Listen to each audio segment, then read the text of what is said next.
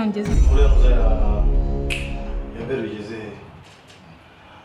ariko ushatse washyira hanze shyira hanze kabisa hose ikwirakwira definitive igihindutse none kinza bito wari wambujije ukabumwiye amande n'ikibeho kiyindutse neza nikuze sha ibyo bintu bimeze bite njye ikintu maze kubona nuko hari abanyeshuri basohora amakuru hano muri iki kigo kandi n'abanyeshuri twigana hari umunyeshuri nshobora kuba ndimo ndakeka we aba hanze nyine aza kwigamo hano afite inzu ahangaha abamo hano hanze niwe nshobora kuba nkeka yuko ari ujyana amakuru yacu yose bamwita Felicien kandi Felicien kandi byose Matayo ubundi wirabura uriya wirabura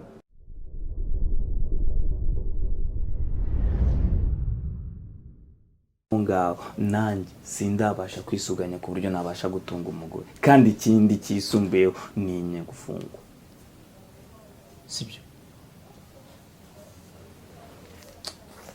cyo cyumva sibyo uze gufunga umuntu ukiri muri saa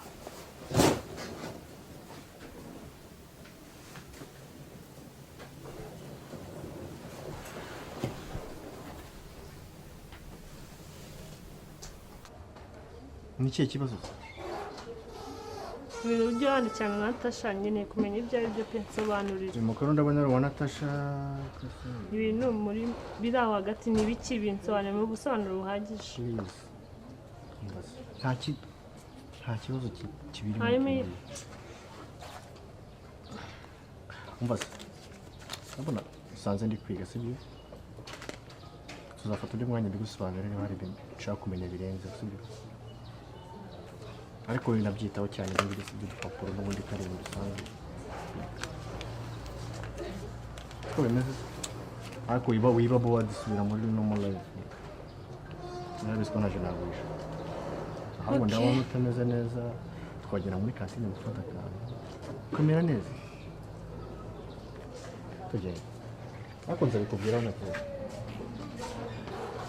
we boarding abantu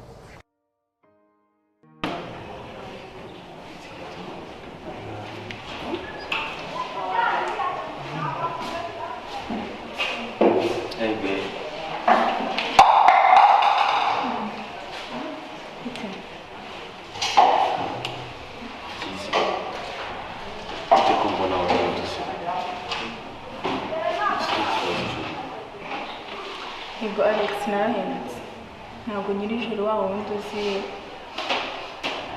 narahindutse kuko nakiriye abakiza just a joke no I'm not joking I'm serious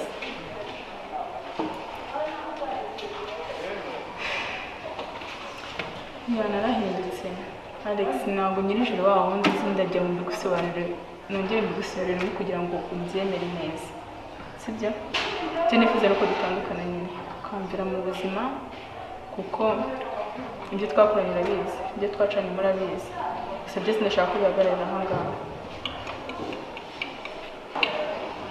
ese kubera ikijoro niyo mpamvu umbwira amagambo nk'ayo ahubwo se niyo mpamvu tunamukubwira Alex urabizi igihe njye nawe twatangiriye nta cyiza na kimwe ndabibonamo ni ukwirirwa nkopera ni ukwirirwa ntsindwa mu ishuri ni ukwirirwa abana ababyeyi Alex mama wanjye ejo bundi yaje hano ku ishuri uzi ibyambayeho uzi amagambo yambwiye uzi ukuntu yarakabizaga ndagize hejuru yawe byose rero niyo mpamvu nifuza ko byose tubihagarika njye narahindutse Imana yampinduye ubuzima ntakiriye agakiza Jolie njye sinazanye ababyeyi amakosa yabaye si yabaye turi kumwe yabyo nyine ntabwo nshaka kubyongera kubaho ntabwo nyiri ishuri ushaka kwirirwa nkopera mbere naratsindaga mu ishuri urabizi narigaga nkatsinda ntabwo nigaga nsohoka ikigo ntabwo nirirwaga njya mu nzoga ibyo byose nabitewe nawe nzi byose rero ndashaka ko bihagarara okay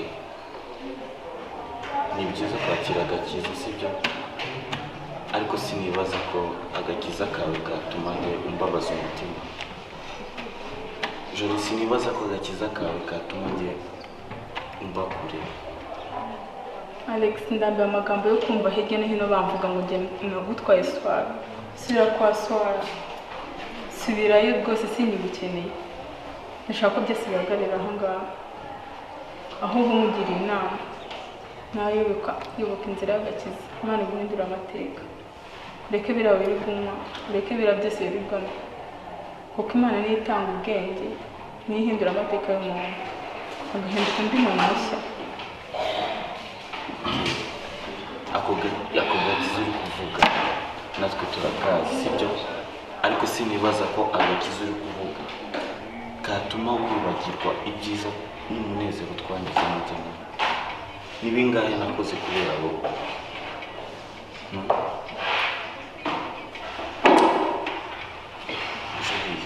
Jolie. Ibyo byose ndabyibuka. Gusa ibyo ntabwo byatuma nigira ute, ntabwo byatuma mpinduka uwo nabaye. Ibyo byose byararangiye, ibyo byose ni ibyahashize. Bene Adamu suko twabana Jolie.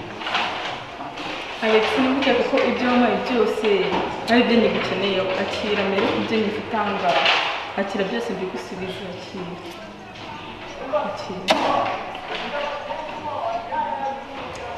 Akira byose. Hasigaye mvere mu buzima. Njye nabaye ndi umuntu mushya. Ntabwo nibijorize. Njyewe nitaye ku masomo yanjye.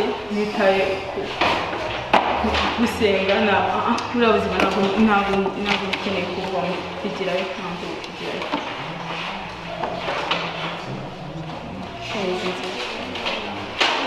Akira Jolie.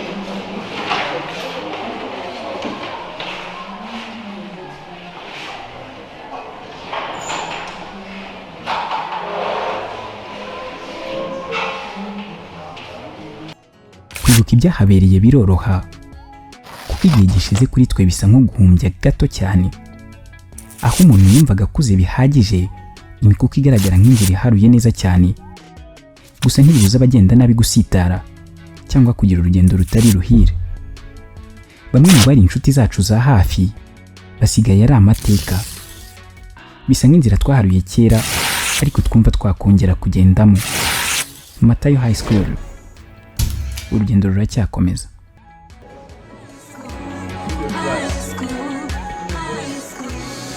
Abantu mufite ibibazo muze kunshaka nyuma y'amasomo tuvugane. Akimu na Rosine ndabashaka.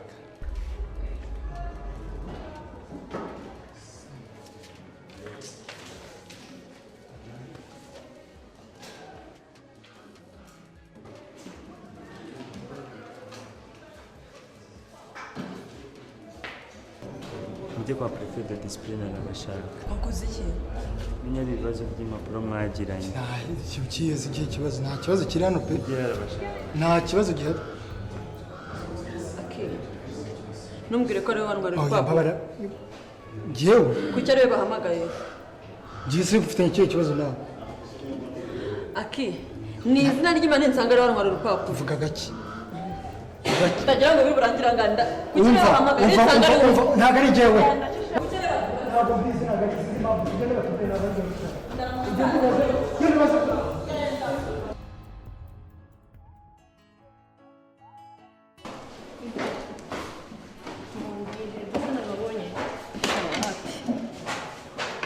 Dani, naidusambane. Nize kubona na Prince aho ugenda umubaze Prince we. Prince sare. Sikicara yigeze ka Prince.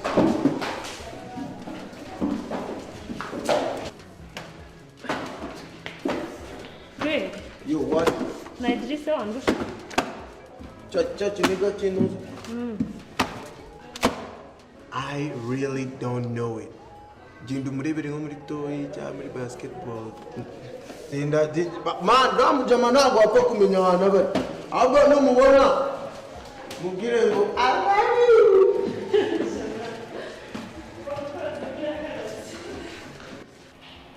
Prefe njyavuga yashyize urupapuro rwanjye. Kwanza ni no gukeka yuko ashaka kuba waruhishe kubera yuko nsigaye murusha amanota atangiye kungirira ishyari. Karimo karabeshya. Ndabeshya se gute? Murabeshya. Nta shyari wangiriye. Ngira ntaryo byanditse. Prefe mubwira nzanira urupapuro. Rosie. Rosie. Hakim. Bana wanjye. Reka mbabwire. Ubwo ubona Rosie ntabwo mukwiye gukwiye kuba muhanganye. Hoya ntabwo ari byo. Aho ubungubu ikintu cyanshimisha ikintu gishobora kunshimisha ubungubu ni kumwe yabo wa mbere ndakwa akaba wa kabiri kandi mukuzuzanya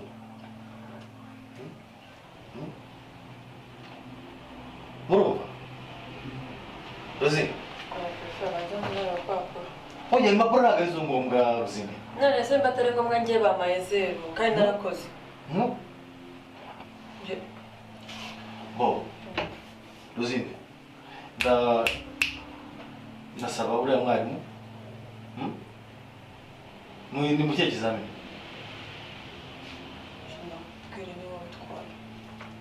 Hakim, bamuhaye 0 mu kihe kizamini? Si wa mwarimu se wamuza mwigisha ndashima. Rosie, ndamusaba, urumva, agwe usubiremo, urumva?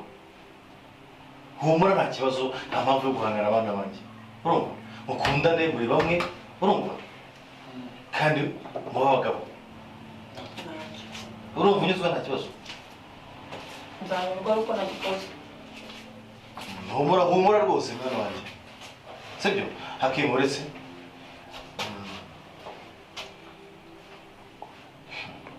Hakim nta mpamvu yo guhangana n'umukobwa ndibuka mu myaka yanjye kera nkiga segonderi iteka numvaga nta mukobwa wandusha cyangwa wajya imbere ariko Hakim ndakubwiye icara nta kibazo aho mariye gukura maze gushaka naje gusanga twese twakuzuza Hakim ubu ngubu uko mbona uko ugeze ku mukire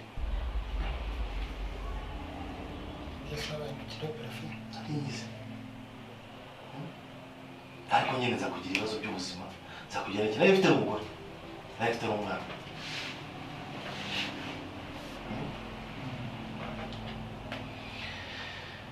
Hakim ndakuganiriza ko mbona umunyeshuri w'umunyabwenge kandi witonda mu buzima nubona umukobwa cyangwa se ukabona umugore ntuzishyiremo ku muhanga ahubwo muzafasha cyangwa muzuzanye mu buzima bwanjye ariko mu kwizera abantu kwanjye bamwe barampemukiye ariko abo turi kumwe niba bandagiriye neza ari bo batumye ngira hano bangejeje hano ntabwo nanzwe na bose barampemukiye kuko ndakena bantwara n'umugore ariko ngeze ubu ngubu abandi nabashije kugira neza nibo batumye ndi aha ngaha ngubu ndi perefe kubera neza uriya mwana w'umukobwa rero ntimuzigire muhangana ntabwo muzuzanye n'undi wese wifuza kugira neza nk'ibi urumva kuko ubuzima bwa segonderi urimo umuntu ugira neza muri segonderi no hanze uzabibona ni neza gukurikirana muzahurira mu kazi muhuriye mu bintu byose urumva mu buzima butandukanye ntabwo ari segonderi urumva hari ikindi murakoze kugira inama ngo bya bintu ni bibi n'ubundi si ari imico yanjye kazi gusenga ushobora ari satani wancitse ariko nta muntu udakenera undi hano ku isi yakimwe twese turakenerana urumva ngabo genda murakoze kugira inama rwose uraje kandi mwana wanjye murakoze ugize ikibazo cyangwa se ikindi kintu utumva wambwira nagufasha nta kibazo sibyo yego okay mba rero nasha hano muri iki kigo harimo utuntu twinshi dusekeje cyane ntuzigere utungurwa gusa ibaze uramutse uri umukobwa urumva umutima wawe warabashije kwibwa n'abantu babiri cyangwa se urimo uragenda wiyumvamo abantu babiri batandukanye, umwe mumaranye imyaka ibiri mukundanye muzi agahinda kanyu, imibabaro yanyu yose mwaranyuzemo muri kumwe, imvura yarabanyagiye, izuba ryarabacaniyeho, mani urabizi iby'urukundo nawe. Sasa noneho ushyireho n'undi uje vuba akwinjiriye gutya nta hantu nyine just we ayisaza gutyo, kandi bose ufite imitima yo kubakunda wumva nta n'umwe warekura. Okay, what would you do? Rero nafata unyitayeho aho ndi kubonye muri ako kanya uri kumwe nanjye. Muri ako kanya bose urabafite kandi bose bari hafi yawe, ariko se ubwiwe n'iki ko uri kukwereka yuko akwitayeho cyane kurusha abandi bose? Arimo arakubwira guseka neza kurusha abandi, ureba neza kurusha abandi, uri mwiza kurusha abandi, kandi aje vuba. Ni gute ushobora kwita wizera ibyo bintu ako kanya? Kandi tuzi ko imvura iyo iguye yihuta ariyo hiti ikama ako kanya. Rero Prince, ibintu by'urukundo ni amayobera, biragoye pe kubyivangamo no gucana ku maso. Okay, no gucana ku maso nk'uko uri murabivuga, gusa niyo mpamvu natwe tugomba kuba amaso nyine kumva. Gusa ibyo byose ndimo ndakubwira ni ibintu byose byibereye hano muri MATAYO High School. Nabo bantu ndimo ndakubwira nabasha kubatunga urutoki. Gusa hano hanga hari umukobwa uharawe cyane, ni mwiza, afite igikundiro, afite ikimero cyiza, yewe anasa neza cyane, ni n'umuhanga, nta n'utamukunda aramutse amubonye. Gusa uwo mukobwa akundwa n'abasore babiri, umwe afite side iri dark, undi afite side yuzuye bright nziza ku buryo ushobora nawe kuba wamukunda. Umwe ni ikirara, yabona n'amafaranga yo kumuhereza, paying for everything, nubwo atamurusha amafaranga, n'umukobwa ni umukire. Ariko undi musore, he's so humble, aratuje, akoresha ukuri, ndetse afite n'umutima ukunze. Ubwo wowe uri nk'uwo mukobwa wakundana? Uzi, njye nasanga uwo musore ufite umutima mwiza. Ufite umutima mwiza? Ese umutima mwiza ni heba burya? Oya, uwo ngo ufite amafaranga, ase umuntu uzaguhereza amafaranga akayagukubitiraho, akayagutukiraho, akagusiga mu buriri mubana, akagira umuntu ko afite amafaranga, ibyo bintu bizabikumariye iki? Erega ubukene murabwisasira, hari urukundo. Izi saha ntitugikeneye za mvugo za mbere ya 94 ngo ubukene twabwisasira, ngo nge nawe twaryama mu nzu itarimo ikintu. Dukeneye yuko ubwira umuntu ngo ndamukunda hari ikintu kiri mu gifu cye.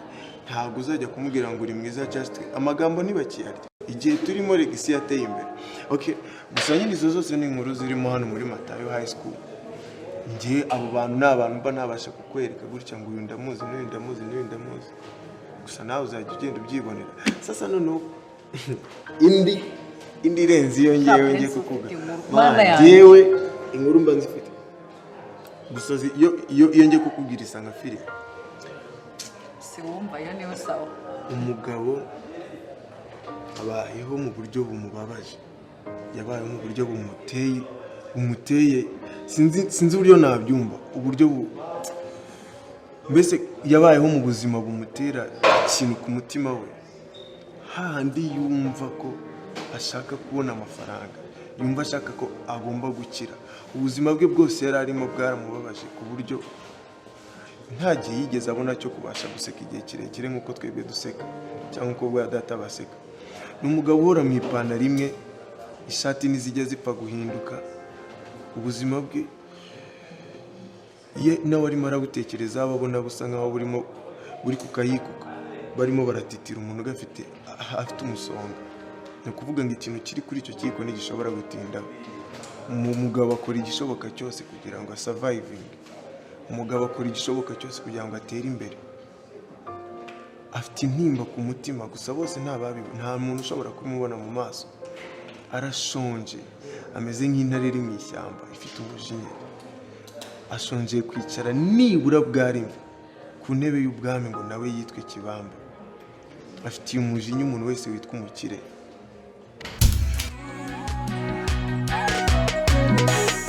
Umuntu friend ntacyo nakora icyo naharaniye nakigezeho nicyo gihe nk'izi yose imene ko nanjye ndi uwo ndiwe Nigga, bambona from the down to the head, always top, always top, always top, always top, always top, always top, always top.